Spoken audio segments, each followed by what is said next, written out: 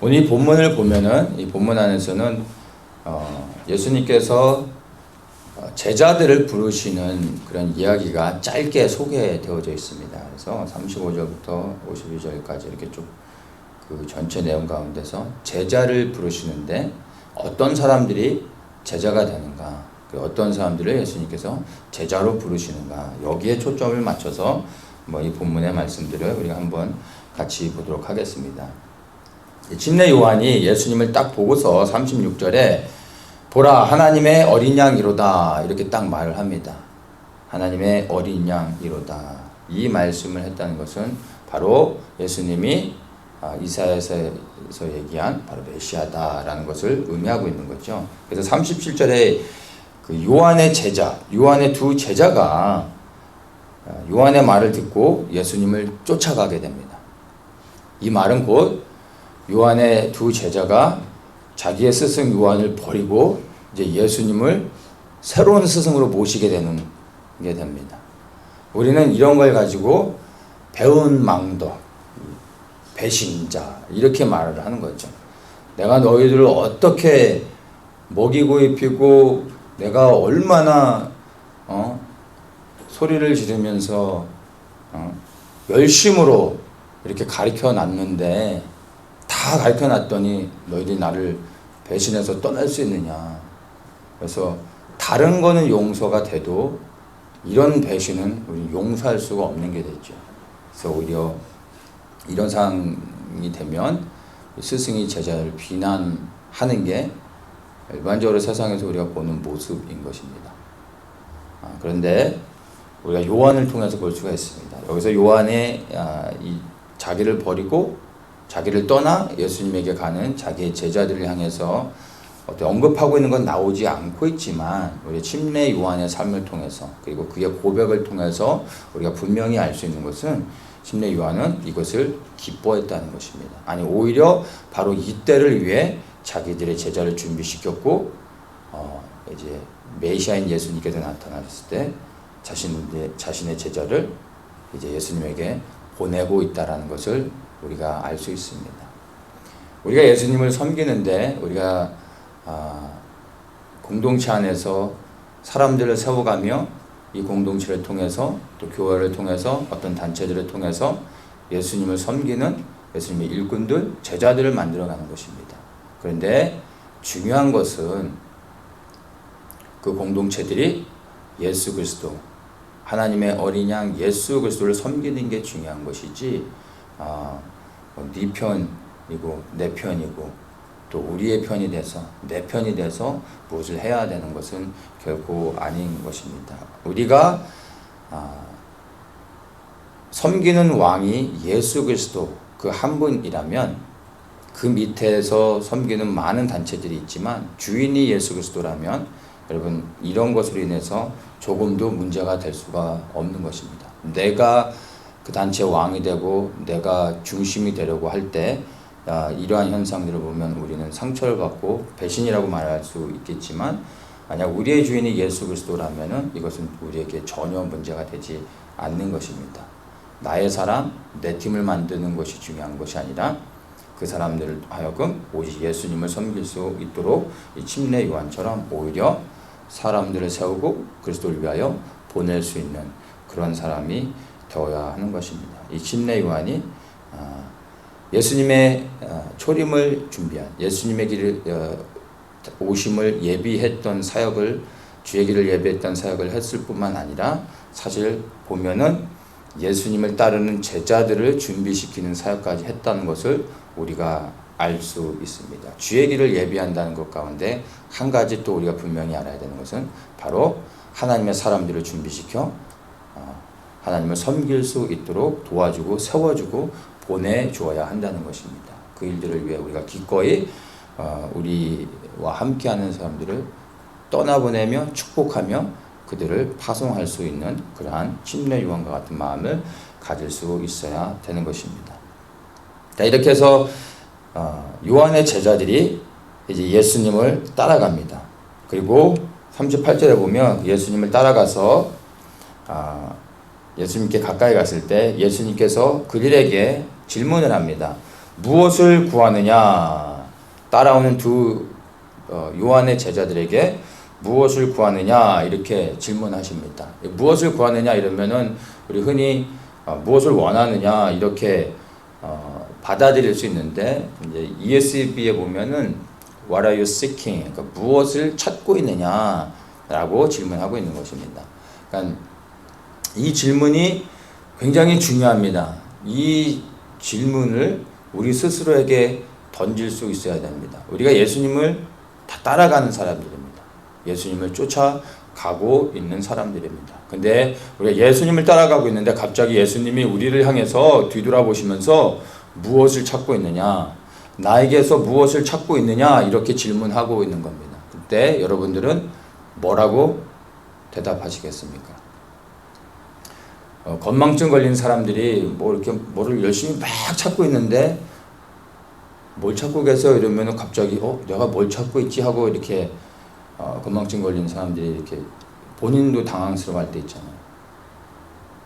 예수님을 따라는 가고 있는데 예수님께서 무엇을 찾고 있느냐라고 물었을 때 생각보다 많은 사람들이 본인이 왜 예수님을 따라가고 있는지, 그리고 예수님에게서 무엇을 찾고 있는지 알지 못하는 사람들이 생각보다 사실은 너무 많다는 것입니다.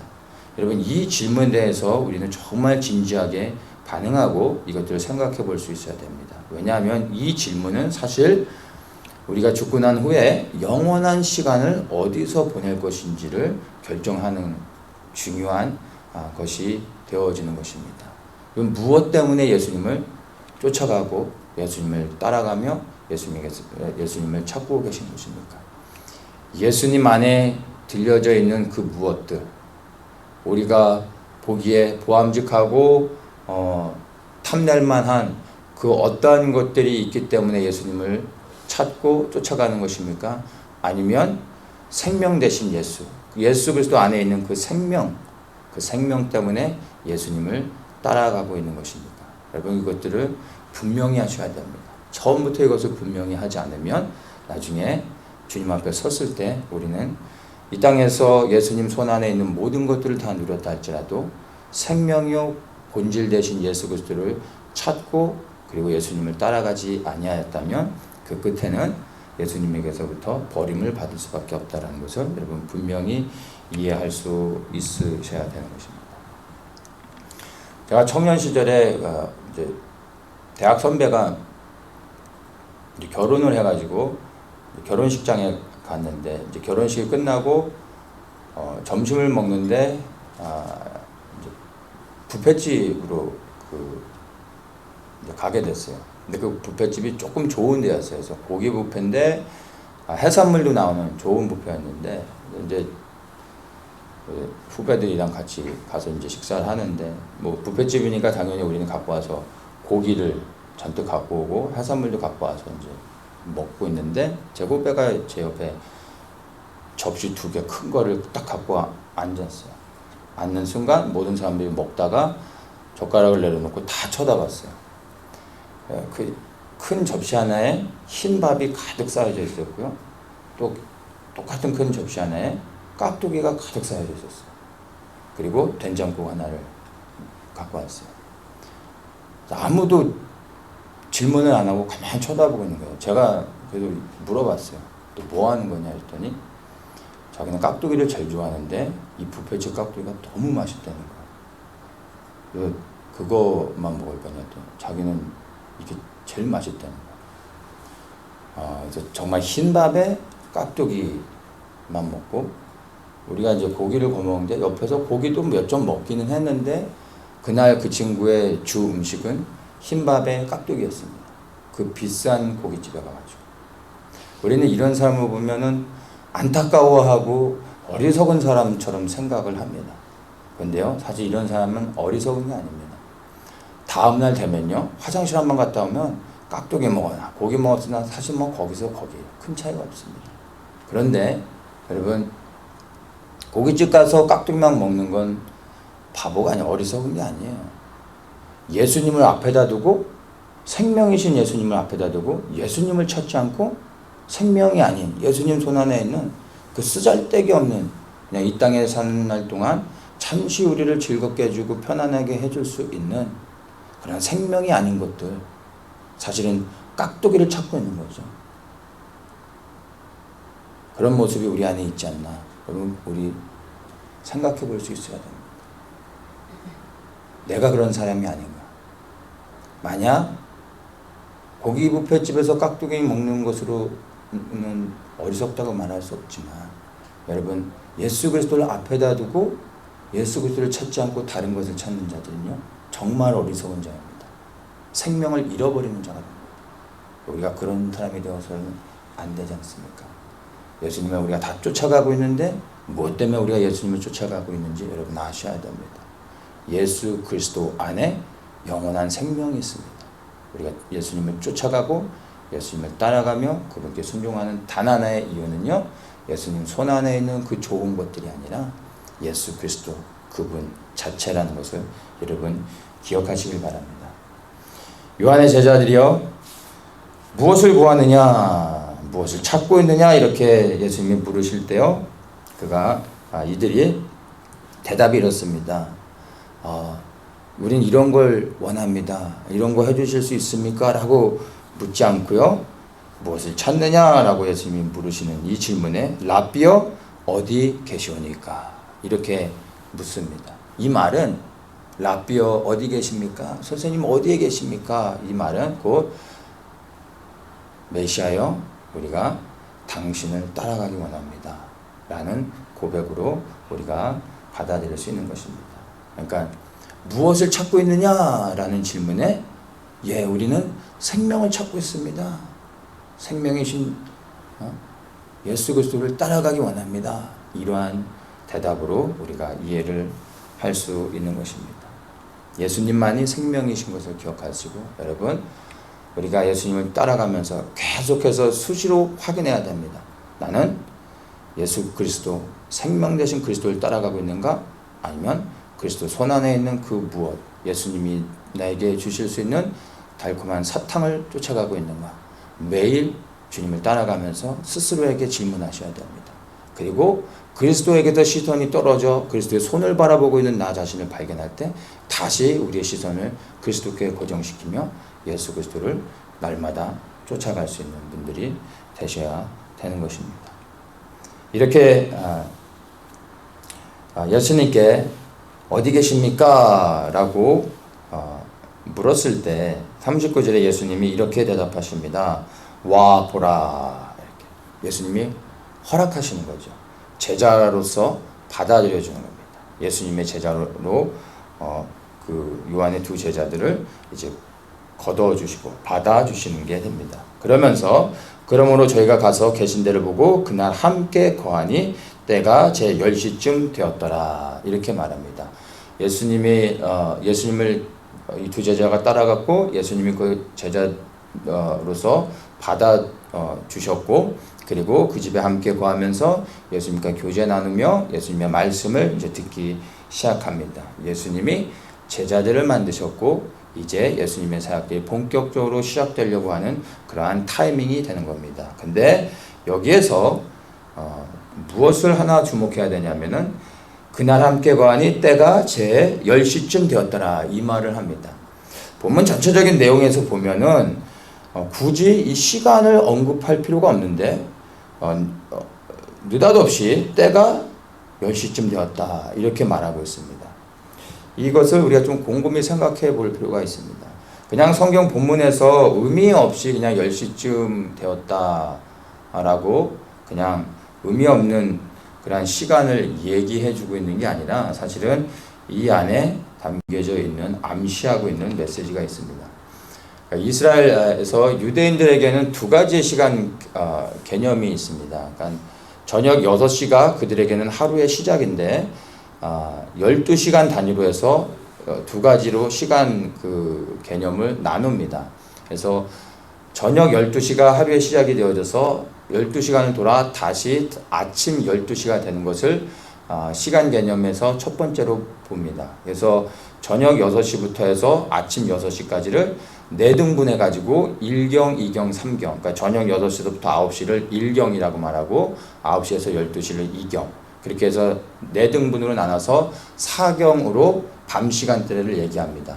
그래서 일경이라고 말하면은 저녁 8시에서 9시 사이구나 이렇게 이제 이해하는 거고 저녁 시간대를 의미하는 것이죠. 그래서 예수님께서 풍랑이 있는 바다에서 이 배 안에서 제자들이 막 두려워하고 있을 때 제자들을 찾아오셨을 때가 바로 제4경이었죠. 가장 어둠이 짙었던 4시에서 3시에서 6시 사이에 그 밤중에 오셨던 거죠. 밤을 의미합니다.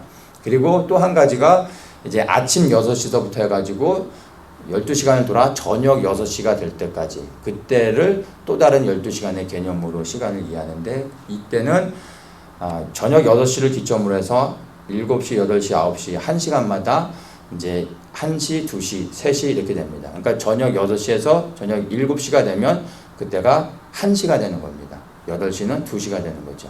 그렇게 해서 1시, 2시라고 말할 때는 낮 시간대를 말하는 겁니다. 그래서 여기서 저녁 10시가 되었다라고 말하고 있습니다. 그러면 저녁 10시라고 말하는 것은 그냥 10시라고 했는데 이 10시라고 말하는 것은 곧 바로 오후 4시라는 것을 의미하는 것입니다. 오후 4시. 예수님이 제자들을 만나고 제자들을 삼으며 이제 본격적으로 사역을 시작하려고 하는 이 시점이 저녁 4시, 저녁이 되려고 하는 낮 4시라는 것입니다. 이것이 의미하는 것이 있습니다. 인류의 역사는 구약에서 보면 4,000년의 시간이 지나갔습니다. 그리고 예수님이 인간의 몸으로 이 땅에 오셔서 이제 제자들을 만드시고 부르시면서 본격적으로 사역을 시작하시는 이 시점이 저녁 이제 낮 4시가 된 것이죠. 예수님이 사역을 시작하신 이후로부터 그리고 오늘날까지 2000년의 시간이 지나갔습니다. 성경에서는 하나님이 보실 때는 하루를 1000년 같다, 1000년은 또 하루 같다 이렇게 말씀을 합니다. 그래서 예수님이 사역을 시작해서 이 땅 가운데 오셔서 사역을 시작할 때가 이제 4시가 되어졌고요. 그리고 2시간이 지나 2000년이라는 시간이 지나 이제 밤 6시가 되어져 가고 있는 시점에 우리가 살아가고 있는 것입니다. 그리고 저녁 6시가 되면 해가 떨어지고 어둠이 오게 됩니다.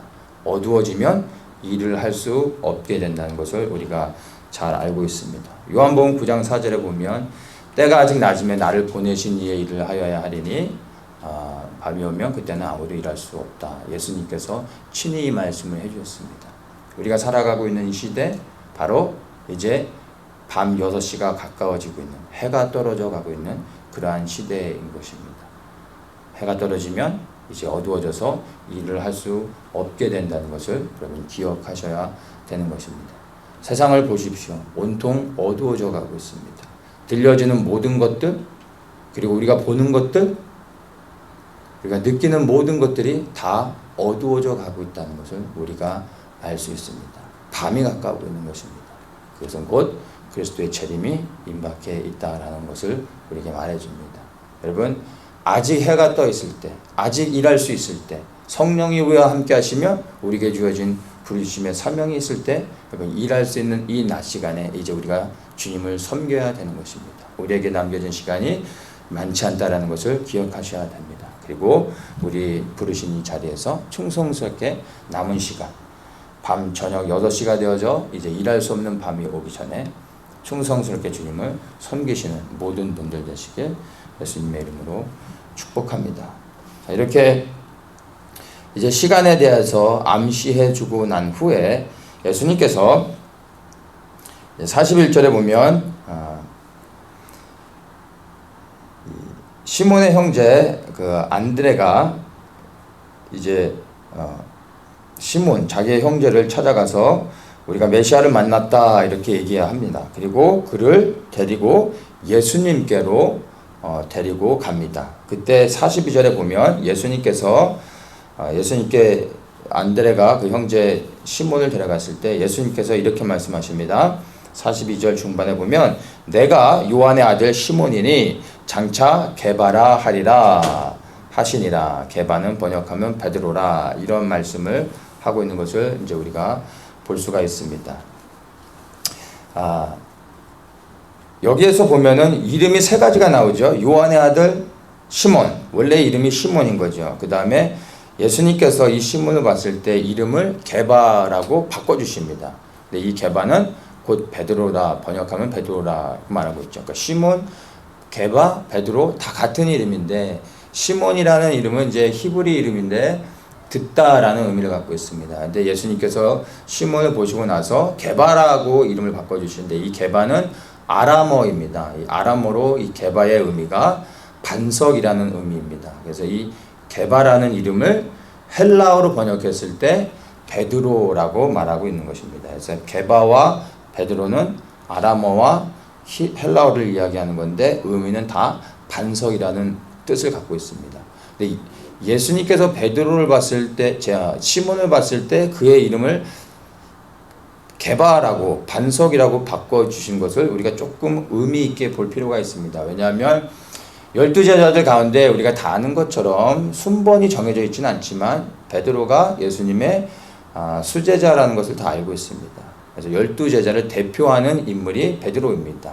그래서 이 12제자들을 대표하는 베드로의 이름을 시몬에서 게바로 바꿔주셨다라는 것을 우리가 조금 생각해 볼 필요가 있습니다. 그 의미를 반석이라는 것으로 바꿔주셨다는 것을 우리가 좀 생각해 봐야 됩니다. 이스라엘 백성들이 광야 생활 가운데서 지나가다가 물이 없어서 여러 번 죽을 고비를 넘겼을 때, 이 반석에서 하나님께서 반석에서 물을 내시죠. 반석에서 물을 내셔서 갈급함 때문에 죽을 수밖에 없는 상황 가운데서 반석에서 난 물로 이들이 생명을 얻게 됩니다. 그리고 이 반석이 곧 그들에게 생명이 된다는 것을 눈으로, 온몸으로 이스라엘 백성들은 체험을 했습니다. 근데 고린도전서 10장에 보면은 반석이 곧 그리스도시다라고 말하고 있습니다.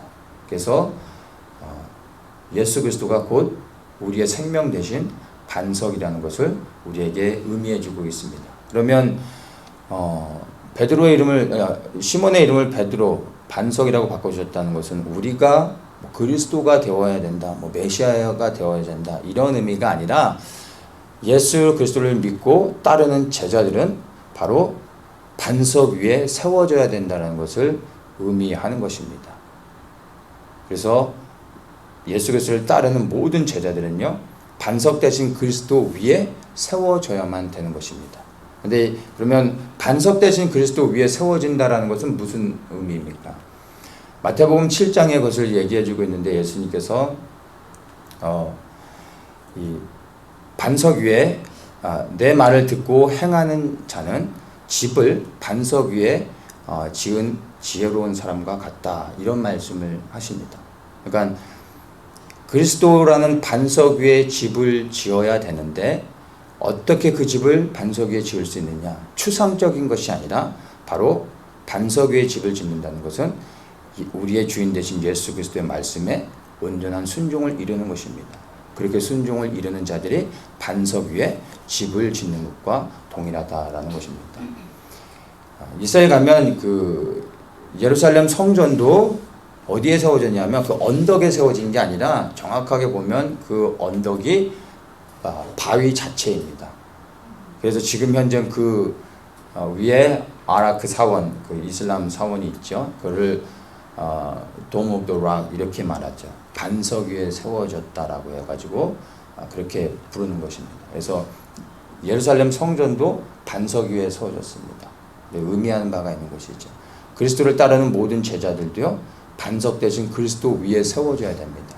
그래야지만 고난과 어려움과 그리고 여러 가지 풍파들이 몰려올 때 반석 위에 세워진 집만이 견고해서 흔들리지 않고 무너져 내리지 않는 것입니다. 그래서 아무데나 세우는 것이 아니라 반석 위에 세워야 되는데, 예수 그리스도를 믿고 따르는 모든 제자들은 바로 그리스도란 반석 위에 세워야 되는 것입니다. 그러기 위해선 바로 예수 그리스도의 말씀에 온전한 순종을 이루는 자들만이 반석 위에 세워나갈 수 있다는 것을 여러분 기억하십시오. 우리가 반석이 아니라 바로 반석 대신 그리스도 위에 예수 그리스도를 따르는 모든 제자들이 세워져야 하는 것입니다. 교회 안에 많은 사람들이 있습니다. 근데 이 많은 사람들이 다 예수님을 따르는 제자들은 아닙니다. 예수님을 생명 걸고 따르는 사람들은 아닙니다. 예수님이 사역을 하시는 동안에 수많은 사람들이 예수님을 따라다녔습니다. 그들을 성경에서는 무리라고 말합니다. 예수님을 따르는 수많은 무리들. 근데 이들이 예수님을 따랐던 이유들을요, 예수님이 정확하게 말씀하십니다. 그들이 먹고 배부른 까닭이라 라고 말합니다. 그리고 예수님을 따라다닐 때 예수님이 행하는 놀라운 능력들. 그 당시에 엔터테인먼트이 없잖아요. 예수님이 행하는 놀라운 기적들, 병든 자가 치유되고 귀신 떠나가고 죽은 자들이 살아나는 이런 놀라운 역사가 뭐 라이브로 매직쇼를 보는 것과 같은 거죠. 이런 것 때문에 따라다니는 수많은 무리들이 있었습니다. 성경은 그들 향하여 제자라고 말하지 않습니다. 무리라고 말합니다. 오늘 교회 안에도 이런 무리들이 많이 있습니다. 예수님을 따라가고 있지만 제자로서가 아닌 무리로서 먹고 배부르기 때문에, 그리고 여러 가지 볼 것들을 쫓아가는 사람들. 그런데 이 사람들은요, 결국에 다 떠납니다. 시간이 지나면 다 떠납니다. 예수님께서 다 떠나갈 때 제자들을 향하여서 묻죠. 너희들도 가려느냐? 제자들이 뭐라고 대답합니까? 영생의 말씀이 있는데 우리가 어디로 가오리까? 누구에게로 가오리까? 묻죠. 생명이신 예수 그리스도가 있는데 어디로 갈 수 있겠습니까? 여러분, 다른 것을 쫓는 것이 아닙니다. 생명 대신 그리스도를 쫓는 자들, 그리스도를 따라가는 자들, 이들이 바로 진정한 제자라는 것을 기억하십시오. 그리고 하나님의 말씀에 순종하셔야 되는 겁니다. 우리가 하나님을 모르기 때문에 불순종하는 것이 아니라, 사실은 하나님을 알지만, 하나님의 말씀을 깨닫지만 그 말씀을 지켜 행하고자 하는 그러한 마음의 결단이 없기 때문에 우리가 하나님을 따라가지, 예수님을 따라가지 못하고 있는 것입니다. 말씀의 무지 때문이 아닙니다. 교회 안에서 하나님의 말씀을 모르는 사람들이 어디 있습니까? 그러나 말씀을 지켜 행하는 자들은 적은 것입니다. 우리는 말씀을 아는 자가 되어서는 안 되고, 그 단계를 넘어 그 말씀을 지켜 행하는 자들, 그러한 자들이 반석 위에 집을 짓는 자들이라는 것입니다. 고난과 어려움이 올 때 흔들리지 않는 자들, 그 어떠한 상황 가운데서도 예수가 그리스도임을, 그리고 그분이 명하신 모든 일들을 말씀에 순종하여 지켜 행하는 자들이 되는 것입니다. 견고한 반석 위에 세워져 영원한 생명을 얻게 될 것입니다. 여러분, 지켜 행하시는 분들 되십시오. 말씀을 알고 채우는 데에서 멈추지 말고 그 말씀을 따라 순종하며 살아가시는 분들이 되셔야 되는 겁니다. 이제 43절에 보면은 이렇게 게바라고 이름을 바꿔준 다음에 예수님께서 이제 빌립을 만납니다. 빌립을 만나서 나를 쫓으라 이렇게 말씀하십니다. 그냥 다짜고짜 나를 쫓으라 이렇게 말씀하십니다. 나를 쫓아오면 내가 이런 걸 저런 걸 해줄 거고, 네가 나를 쫓아왔을 때 얻을 베네핏이 무엇이고, 네가 나를 쫓아오지 않았을 때 네가 잃어버릴 게 무엇이다, 뭐 이렇게 뭐 쫙 설명해 주면서 따라올 수밖에 없게끔 그를 설득한 것이 아닙니다. 난 나를 쫓으라 이렇게 말씀하셨습니다. 그때 빌립의 대답이요, 45절에 보면 모세가 율법에 기록하였고 여러 선지자가 기록한 그 일을 우리가 만났다 이 말을 합니다. 모세가 율법에 기록한 선지자 누굽니까? 메시아죠. 우리가 메시아를 만났다라고 나다니엘에게 가서 이야기를 했습니다. 그 말의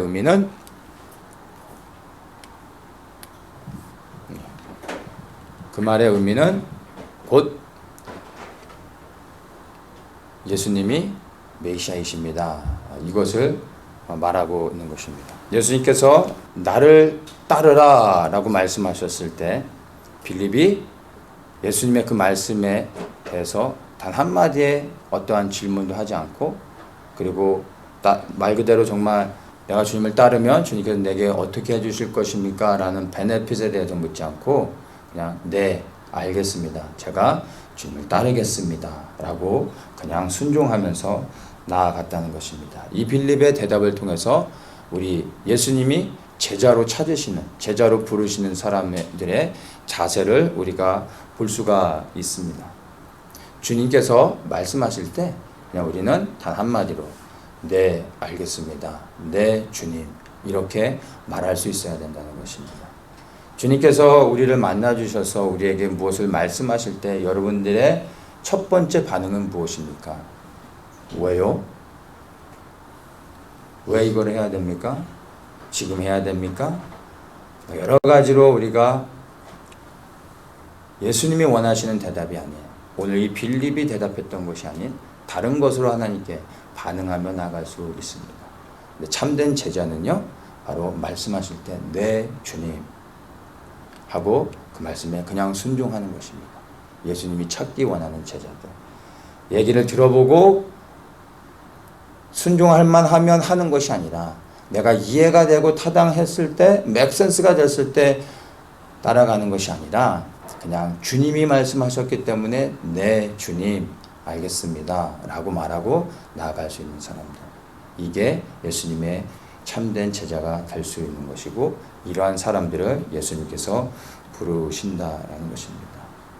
여러분, 아까도 말씀드렸지만 예수님을 따라가는 사람들은 너무 많지만 예수님이 말씀하실 때 네, 주님 하고 순종하는 사람들은 적다는 것입니다. 여러분들은 어떻습니까? 주님 말씀하시면 그 즉시로 네, 주님 이렇게 대답합니까? 이것들을 훈련되셔야 됩니다.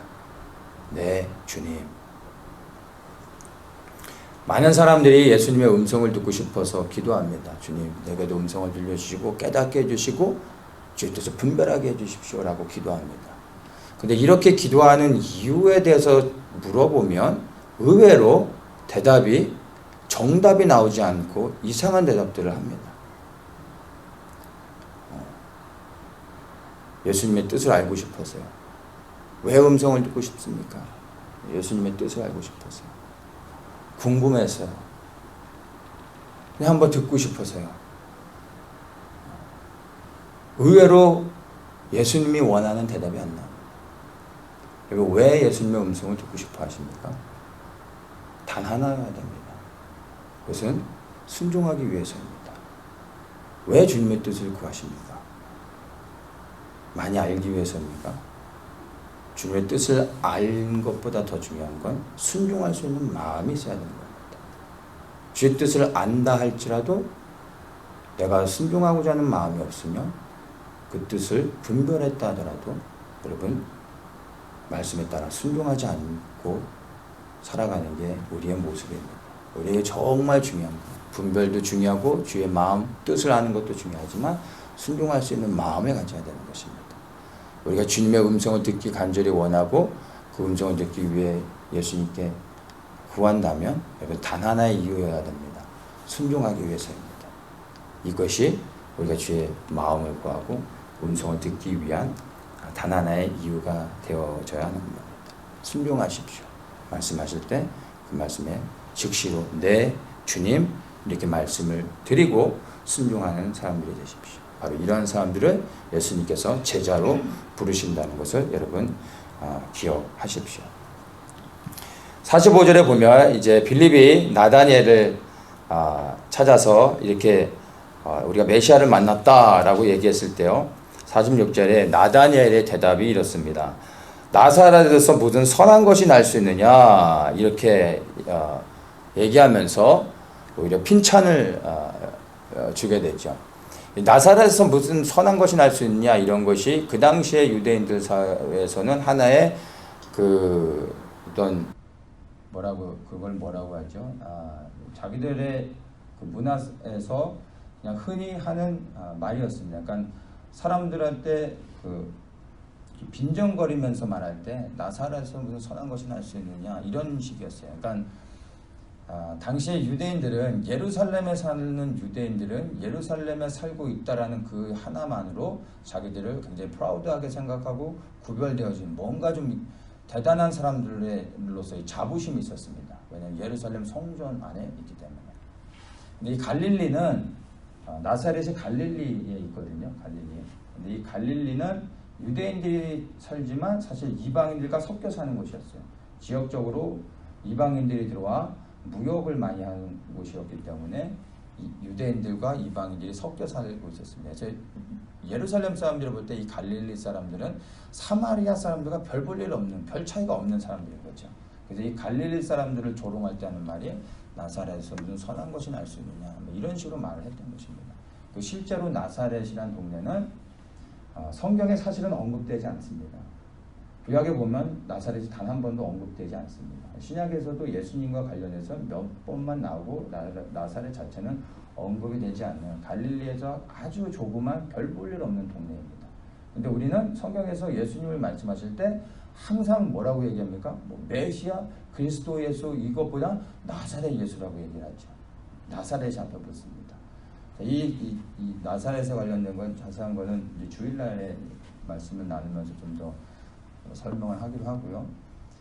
이 나사렛이라는 그 단어의 의미와 우리가 구약에 보면 나시린이라는 말이 나오죠.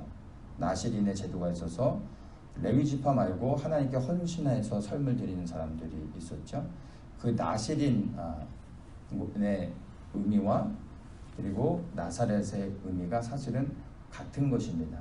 그래서 예수님을 나사렛 예수라고 말하는 이유가 사실은 예수님께서 구별되어진 나시린이라는 것을 성경에서 말해주고자 하는 것입니다. 그러니까 나시린이 되는 여러 가지 방법이 있었는데 그 중에 첫 번째가 하나님이 태중부터 구별하여 선택하시는 것입니다. 삼손이 그랬고 침례 요한이 그랬죠.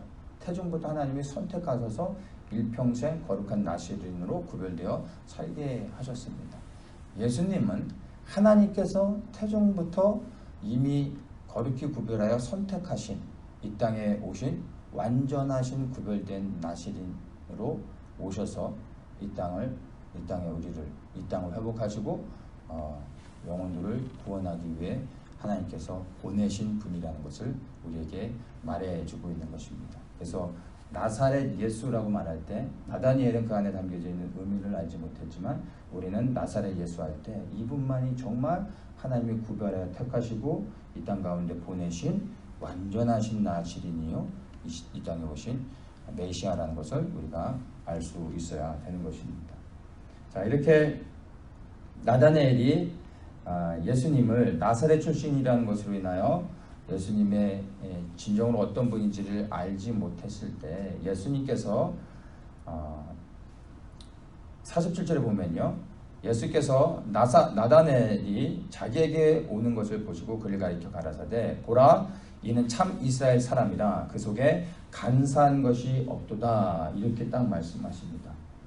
그랬더니 나다나엘이 깜짝 놀라서 48절에 보면 어떻게 나를 아시나이까 이렇게 말했더니요, 예수님께서 이렇게 말씀하십니다. 빌립이 너를 부르기 전에 내가 무화과 나무 아래 있을 때 보았노라 이렇게 대답을 했더니 나다니엘이 이렇게 고백합니다. 49절에 라비어 당신은 하나님의 아들이시오 당신은 이스라엘의 임금이로소이다 이렇게 이제 나다니엘이 예수님께서 내가 무화과 나무 아래 서 있을 때 보았다라는 것을 들으면서 예수님이 그가 나사렛 예수를 우습게 알다가 그분이 하나님의 어린 양이요 이 땅에 오신 메시아라는 것을 알고 고백하게 됩니다.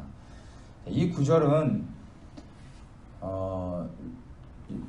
신학자들 사이에서도 성경의 난제 가운데 하나입니다. 그래서 이것에 대해서는 여러 가지 견해가 있지만 그것들이 그냥 하나의 견해일 뿐이지 다 신학자들이 여러 가지로 말은 하지만 이거다라고 말할 수는 없습니다. 퀘션 마크를 두는 것 중에 하나인데 여러 가지 견해들이 있는데 그중에 큰 두 가지가 뭐냐면 첫째는 이 사람들이 이제 갈릴리에서 물고기를 잡는 어부들이 있죠. 그래서 이 어부들에게 무화과 나무라는 말은 그냥 하나 그들에게 있어서 그냥 은어로 사용됐다고 합니다. 그래서 어부들이 무화과 나무라고 배를 해서 이제 물고기를 잡을 때 바다에서 물고기를 잡을 때 무화과 나무라고 말할 때 그것은 물고기가 잘 잡히는 그러한 그 지역을 무화과 나무라고 이렇게 은어로 불렀다고 합니다. 그 당시에. 그래서 무화과 나무 아래에 있을 때 보았다라는 말은 그가 삶의 현장에서 열심히 살아가고 있을 때 예수님이 그러한 모습을 내가 너의 그런 모습을 보았다. 이렇게 이제 해석을 하기도 하고요. 또 한 가지는 이스라엘에서는 그늘이 중요합니다. 햇빛이 굉장히 뜨겁기 때문에 그늘을 찾아 쉬는데 무화과 나무가 다 자라면은 옆으로 굉장히 넓게 퍼져가지고 밑에 그늘이 많이 집니다. 사람들이 그 그늘가에 가서 쉬고, 그래서 랍비들이 무화과 나무 아래 제자들을 삼삼오와 모아놓고 성경을 가르치는 것이 흔했습니다. 그리고 하나님의 말씀을 묵상하고 하나님의 말씀을 스스로 연구하는 많은 그런 사람들도 그 당시에는 뭐 도서관이 있는 것도 아니기 때문에 무화과 나무 아래 그늘가에 가서 하나님의 말씀을 연구하는 사람들이 많이 있었습니다. 그러니까 나다니엘이 하나님의 말씀을 알기 위해서 무화과 나무 아래서 늘 씨름하며 말씀을 가까이 했다라고 이해를 하는 그러한 견해가 있는데, 이 후자의 쪽의 견해가 더 맞는 것 같습니다. 그래서 나다니엘이 특별히 하나님의 말씀을 많이 묵상했는데 그 가운데서도 이 메시아에 대한 말씀들을 많이 묵상하지 않았나 생각을 해볼 수 있는 것입니다. 그래서 내가 무화과 나무 아래 있을 때는 너를 보았다라고 말했을 때 이 말씀을 듣고 나다니엘이 바로 반응할 수 있었던 것입니다. 그리고 이 예수님이 초자연적으로 내가 이 무화과 나무 아래서 늘 하나님의 말씀을 가까이 했던 걸 보셨구나 라고 하면서 이분이 메시아구나 라는 것을 본능적으로 알고 반응하지 않았나 라고 생각해 볼 수 있는 것입니다. 예수님께서 누구를 만나 주십니까? 바로 하나님의 말씀에 가까이 하면서 하나님을 찾는 자들을 만나 주시고 그들을 제자로 삼아 주신다는 것을 우리가 알 수 있는 것입니다. 그리고 예수님께서 또 한 발 더 나아가 이렇게 말씀하십니다. 내가 너를 무화과 나무 아래서 보았다 함으로 믿느냐? 이보다 더 큰 일을 보리라. 더 큰 일을 보리라 말씀하고 있습니다. 이 더 큰 일이란 무엇이냐면 다른 것이 아니라 바로 예수 그리스도께서 정말 하나님이시며 하나님의 영광을 보게 될 것을 의미합니다. 스데반이 하늘문이 열리는 것을 보았습니다. 그리고 하늘문이 열리며 하나님의 영광을 그가 친히 목격하게 되었던 것을 우리가 알 수 있습니다. 하나님을 간절히 찾고 찾는 자가 하나님을 만나게 되며 하나님의 영광을 보게 되는 것입니다. 예수 그리스도, 이 땅에 다시 오실 그리스도를 간절히 소망하고 그 주님을 기다리며 그에게를 예비하며 말씀에 순종하여 살아가는 자들이 다시 오실 주님을 맞이하게 되는 것입니다. 이것이 우리에게 있어서 가장 큰 일입니다. 가장 복된 일인 것입니다. 이거보다 더 큰 일이 어디 있겠습니까? 그리스도를 사모하며 그리스도를 기다리며 그리스도를 위해 살아가는 자들, 이들에게 하나님의 영광을 볼 수 있는 축복을 허락해 주실 것을 여러분 믿으시기 바랍니다. 말씀을 한번 정리하면서 한번 보겠습니다. 어떤 사람들을 제자로 부르십니까?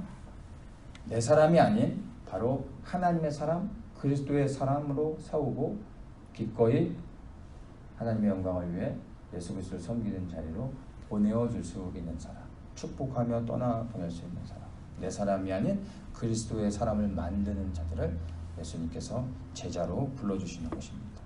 또 어떤 사람을 제자로 부르십니까? 바로 예수님을 간절히 찾는 자들, 예수님 손안에 있는 그 무엇을 찾는 자들이 아니라 생명이요 생명의 본질 되신 예수 그리스도를 찾는 자들을 예수님께서 제자로 불러주신다는 것입니다. 예수님께서 와보라 말씀하실 때 네 주님 알겠습니다 라고 순종하는 또한 이러한 자들을 예수님이 찾으시는 것입니다. 말씀하실 때 즉각적으로 순종하면서 반응하며 나아가야 되는 것입니다. 또한 이 나다니엘처럼 메시아를 간절히 찾고 기다리며 그 메시아를 알기 위해 말씀을 피며 묵상하는 사람들, 바로 이러한 자들을 만나주시고 제자로 불러주시고 주님을 섬길 수 있는 은혜의 자리로 나아가게 해 주시는 것입니다. 오늘날의 제자는요, 신학교에 가서 목사가 되는 게 제자가 아닙니다. 오늘날의 제자라 함은 사실은 모든 믿는 그리스도인들이 참된 제자가 되어야 하는 것입니다. 나는 그냥 성도로 남아있을래요, 제자는 아닐래요, 이런 게 아닙니다. 예수님의 참된, 우리가 하나님의 참된 성도라면 우리가 그리스도를 따르는 제자가 되어지는 것입니다. 그리고 이 당시에 제자라고 말씀하셨던 것을 오늘날에 우리가 다시 적용할 때 그것은 하나님을 섬기는 종이라고 말할 수 있는 것입니다. 우리는 모두가 그리스도의 제자요 하나님을 섬기는 종이 되어야 되는 것입니다. 다 같은 의미인 것입니다. 누가 제자가 될 수 있습니까? 어떤 신분에서 나오는 게 아닙니다. 신학교에서 라이센스를 따야지 제자가 되는 게 아닙니다. 여러분, 예수 그리스도를 믿고 그리고 그분을 메시아로 섬기며 다시 오실 주님을 우리가 소망하고 기다리고 있다면 우리 모두가 예수님의 제자가 되어야 되는 것입니다. 그리고 그 예수님의 제자가 어떠한 사람들을 예수님이 제자로 부르고 있는지를 우리가 보았습니다.